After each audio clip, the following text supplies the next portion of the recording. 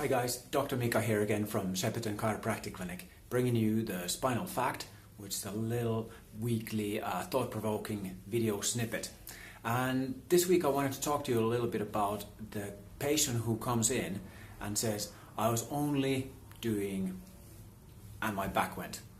So replace with I was picking up the pen from the floor, I was putting on my socks or shoes, I was only getting off the bed.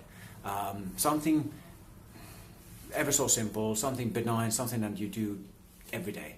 And these patients come in and they say that that's how they done their back in, as it were. Now, the reason why I want to bring that up is because it's so popular, and also it's because it's very badly understood. Let's put it this way, there are three levels of understanding when it comes to this situation. The most superficial is entirely concerned with the symptoms. There's pain, there's muscle spasm. A health practitioner of some description will therefore say that, yes, you have muscle spasm, here have some painkillers, or you must take painkillers and muscle relaxants, and that will sort the problem. Well, it won't sort the problem, but it will make you numb, and hopefully then over time it will become asymptomatic. But we'll leave that be, because that seems to be it's not really a viable way of treating problems in the first place. Now, at a slightly more deeper level of understanding, we're looking at causes, superficial causes, should we say. So, okay, what is causing the muscle spasm in the low back, and that is therefore causing the pain?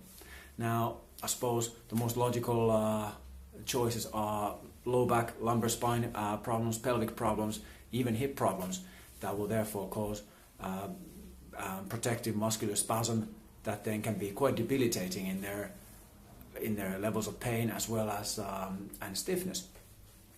So now we have, at this second level of understanding, we have something to treat.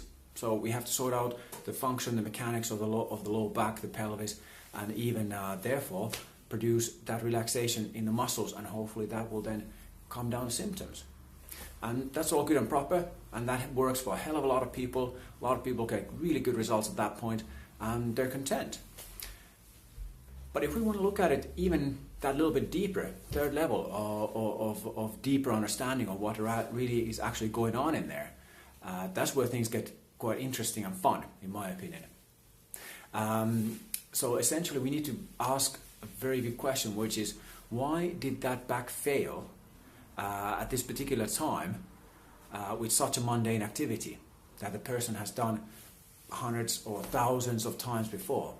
What was it that triggered that failure on such a simple little task? And now all of a sudden we're getting to the million-dollar question, in my opinion.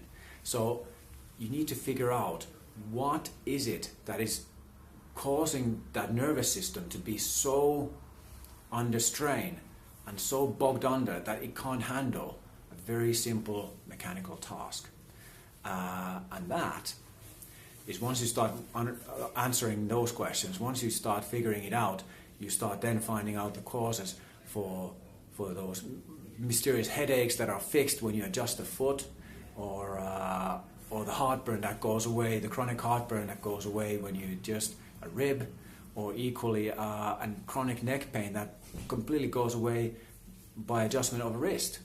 So those are the kind of things where the immediate thought doesn't go anywhere near the actual cause and the culprit of the problem.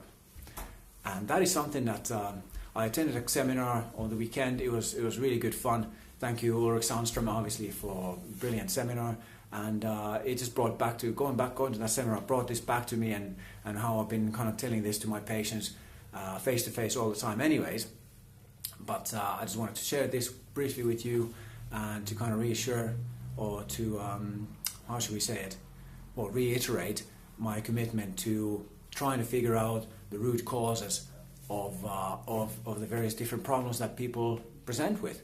Because oftentimes, like I said, it's the cases where the patient was just picking up a pen from the floor or something like that, and that's oftentimes that leads to the most interesting line of inquiry and leads to the most far removed cause, if you like, rather than something where there's a bit more of a bit more an acute injury per se. So we'll leave it at that, but obviously I hope this again has produced a few questions in your mind. I hope it can resonate with you in some way or the other. So please leave comments, ask questions, talk to me in clinic. I'd be happy to chat to you more, and I'll look forward to seeing you soon. All right, take care.